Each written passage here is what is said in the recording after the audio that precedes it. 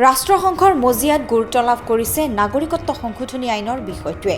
জেনেভাত চলি থকা ৰাষ্ট্ৰসংঘৰ মানৱ অধিকাৰ পৰিষদৰ ৪৩ সংখ্যক অধিৱেশনত উত্থাপন হৈছে নাগৰিকত্ব সংশোধনী আইনৰ প্ৰসংগ।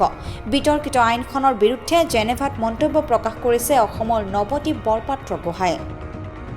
তেওঁৰ উপৰিও মণিপুৰৰ এগৰাকী বক্তায়ো এই আইনৰ বিৰুদ্ধে মন্তব্য প্ৰকাশ কৰে। এই অধিৱেশনত বিশ্বৰ বহুকেইটা সংস্থাই নাগৰিকত্ব সংশোধনী আইনৰ বিৰোধিতাৰে মন্তব্য আগবঢ়াইছে। সমান্তৰালভাৱে উত্থাপন হৈছে অসম তথা উত্তৰ পূবৰ খিলঞ্জীয়াৰ অস্তিত্বৰ প্ৰসংগ। Thank you, Madam Vice President.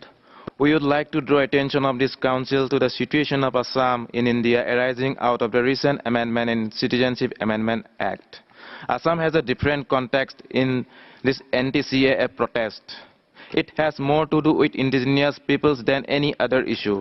Madam President, why is Assam against the CAA in India? It is not only because CAA is communal or unconstitutional, but also because it threatens identity and survival of indigenous people whose rights are already endangered due to huge infiltration from neighboring countries and other parts of India. India claims that it has passed the CAA with an egalitarian motive of protecting human rights. What kind of policy is this? Indian state imposes draconian law like Armed Forces Special Power Act on its own citizens of Northeast India. If the state is so concerned about protection of human rights, it should first protect the rights of indigenous people of Assam by implementing the provisions of Assam Accord and UNDRIP. The fact is, CAA is not about protecting rights of any citizens of India. Various organizations of indigenous people like All Assam Student Union and others are fighting for existence of indigenous people since 4 decades. We will keep our fighting for our rights, but we request the Council to support our struggle for identity and existence. Thank you, Madam President. Joy Ayakam. Muchas gracias. Thank you. Thank you, Madam Vice President. We want to draw attention of this Council to the grave violation faced by indigenous people of Northeast India.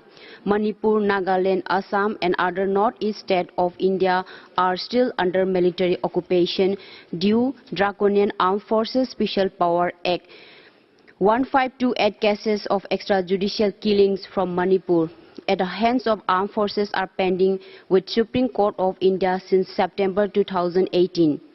We, the indigenous peoples, are demanding for implementation of United Nations Declaration on the Rights of Indigenous People. We are demanding for abolition of Armed Forces Special Power Act and what we get in return, amendment in Citizenship Act, which we never demanded for. Instead of Tripura, indigenous people have already become minority due influx of illegal immigrants. The new amendment in Citizenship Act ensures that same will happen in other states of Northeast region with more ease. Those who dare to speak up against this gross injustice are labeled as terrorists. We want to tell government of India that we are not terrorists. We are the original proud indigenous people of the land. Our struggle for existence will continue even in this adverse condition. And we hope this August Council will stand by us in our all struggle. Muchas gracias.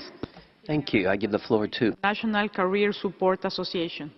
Liberation. Thank you, Madam President. We would like to align our statement in reference to the impact of the Citizenship Amendment Act 2019 in the state of Assam in India. Assam had witnessed a 6-year-long struggle against illegal immigration from 1979 to 1985. A memorandum of settlement called the Assam Accord was signed in 1986 between the representatives of Government of India and the leaders of the Assam movement. Among other provisions, the government had agreed on 25th March 1971 as the cutoff date for identification of illegal immigrants. The present CAA has nullified the significance of this accord and selected 31st December 2014 as an arbitrary date overlooking the struggles of the Khilonjia population of Assam. They face considerable threat to their indigenous way of life, especially cultural and land rights. The peaceful statewide protests have been largely ignored by the authorities, and popular activists have been illegally arrested, violating their rights to life and freedom of speech. the provision of an inner line permit is a viable solution to protect the interests of the people of the state. The efforts of frontal regional organizations like Ahom Jatiyotapadi Yuva Chhatra Parishad, AJYCP, All Assam Students Union ASU, and others in this regard are prominent. We request this council to urge India to reflect on the impact of the CAA on the people of Assam and reconsider its position. Thank you. Thank you, Madam Vice President. There is a need for special attention from this Council on the present situation of Assam and Tripura in India. Last 4 years, people of Assam and Tripura have stood against the CAA, but the government doesn't give due consideration to this matter and it is trying to forcefully impose this act. The government has arrested many people under sedition laws who have raised voice against it. Akhil Gogoi, a human rights defender, was arrested under sedition law and stood against it, but yet not released. Madam Vice President, the context of the Assam is so different from the other part of India, which protest is going on against the CAA. People of Assam are already suffering the problem of infiltration from the neighboring states. If the government provides citizenship to those who came from neighboring states, political, economic, as well as cultural rights of indigenous people will be highly affected. That's why in India, Assam and Tripura is against CAA. It is the question of identity and existence of indigenous people. So we urge the Council and the international communities to take necessary steps on present issues of Assam and Tripura so as to Indian government repeal the CAA and ensure linguistic, cultural, political, social and economic rights of the indigenous people. Thank you, Madam Vice President. Muchas gracias. Thank you. I give the floor to the Association pour l'intégration de le développement durable au Burundi. The state of Assam, along with the rest of the northeastern part of India, has been opposing the Citizenship Amendment Act 2019 tooth and nail.